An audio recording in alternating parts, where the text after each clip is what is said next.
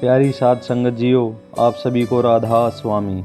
आज इस वीडियो में हम एपिसोड 11 शुरू करने जा रहे हैं, जिसमें है आरती विनती शुरू करना। राधा स्वामी। एक गुरुमुख का समर्पण सत्संग में अद्वितीय चमक और ऊर्जा जोड़ देता है। ऐसे व्यक्ति का पूरा ध्यान और केंद्रीय प्रयास सत्संग को नई ऊंचाइयों तक पहुंचाने में लगा रहता है, ताकि उनके गुरु की शिक्षाएं और मिशन विश्वव्यापी रूप से फैल सके।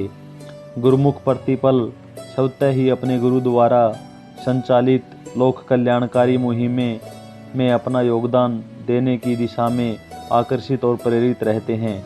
गुरुमुख की सहजता और आत्मनिष्ठा उन्हें गुरु के मार्ग पर चलने और उनके आदर्शों का प्रचार प्रसार करने की दिशा में प्रेरित करती है। इस प्रकार गुरुमुख का योगदान सत्संग को न केवल आध्यात्मिक बल प्रदान करता है, बल्कि अन्य लोगों के लिए एक अनुकरणीय उदाहरण भी स्थापित करता है। जब 1977 में हुजूर साहिब आश्रम में आश्रित हुए, उस समय आश्रम आज के सत्संग घरों जैसा विशाल और संगठित आध्यात्मिक केंद्र नहीं था। उस समय दिनोद आश्रम वर्तमान की तुलना में काफ़ी छोटा था। एक स्थानीय ग्रामीण डेरे के रूप में तेजी से विकास पथ पर अग्रसर था। ठीक उसी तरह जैसे एक वास्तुकार अपनी रचना का प्रारूप तैयार करने और उसे निखारने में सदैव संलग्न रहता है, हुजूर साहिब की भी एकमात्र लगन यही थी कि किस प्रकार से इस डेरे को राधा स्वामी पंथ के मुख्य धामों में से एक के रूप में विकसित किया जाए। उनका ध्यान और प्रयास आश्रम को एक ऐसे आध्यात्मिक स्थल में परिवर्तित करने में केंद्रित था, जो न केवल भौतिक रूप से बल्कि आध्यात्मिक गतिविधियों और शिक्षाओं के मामले में भी विशाल और प्रेरणादायक हो।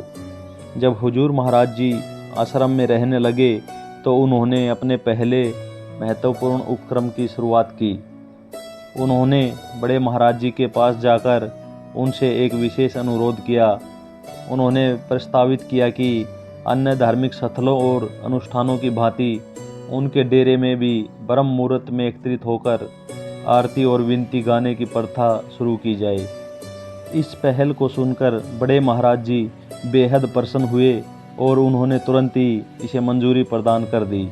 इस प्रकार हुजूर महाराज जी की इस पहल ने आश्रम की आध्यात्मिक प्रथाओं में एक नया आयाम जोड़ दिया और संगत के लिए एक ऐसी परंपरा की नींव रखी, जो आध्यात्मिक साधना और समर्पण की भावना को मजबूती प्रदान करती है।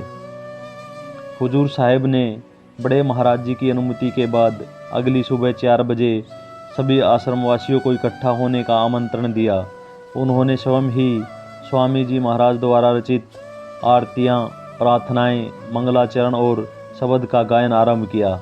इसके बाद हुजूर महाराज जी ने एक नियम के रूप में नित्य प्रातः 4 बजे आश्रम निवासियों के साथ लगभग 30 से 45 मिनट तक आरती और विनती गाने की परंपरा शुरू की। इस प्रकार उन्होंने राधा स्वामी दिनोद आश्रम में एक सामूहिक आध्यात्मिक प्रथा का आरंभ किया। आज यह प्रथा न केवल दिनोद आश्रम में, बल्कि देश विदेश में स्थापित उनके लगभग 60 अन्य आश्रमों में भी प्रतिदिन निभाई जाती है। ब्रह्म मुहूर्त में प्रभु के गुणगान से समृद्ध यह आरती विनती की प्रथा अब एक स्थापित आध्यात्मिक अनुष्ठान बन चुकी है, जो समस्त आश्रमों में आध्यात्मिक ऊर्जा और समर्पण की एक नई लहर लेकर आई है। अपने गुरुमुख की चलाई हुई इस पवित्र प्रथा को बड़े महाराज जी ने एक सत्संग में कुछ इस तरह सराहा।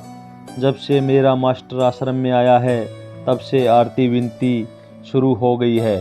दिनोद में यह विनती प्रार्थना मास्टर ने ही शुरू करवाई है। मेरे आगे तो विनती प्रार्थना नहीं होती थी, पर विनती प्रार्थना होनी भी चाहिए। यदि हम कुछ भी नहीं करेंगे, तो इतना तो जरूर ही होना चाहिए कि विनती प्रार्थना के लिए इकट्ठे हो जाएं। यदि विनती प्रार्थना पर भी इकट्ठे नहीं हो सकते हैं, तो रविवार को तो अपने सत्संगियों को जरूर ही इकट्ठा होना चाहिए। यह तो प्रेम का मार्ग है। जब प्रेम बढ़ेगा तो मौज की कसर नहीं रहेगी। हुजूर महाराज जी ने स्वामी जी महाराज द्वारा रचित मंगलाचरण, आरती और विनती के महत्व को पहचानते हुए आज उनकी शिक्षाओं और वाणी को करोड़ों लोगों के हृदय और जुबान पर व्याप्त करने का महत्वपूर्ण कार्य को अंजाम दिया है। इस प्रथा के अलावा उन्होंने स्वामी जी महाराज की शिक्षाओं को हमारे बीच जीवंत रखने के उद्देश्य से संगठित सत्संग की शुरुआत और अंत में उनकी वाणियों और प्रार्थनाओं का गायन अनिवार्य कर दिया है। राधा स्वामी।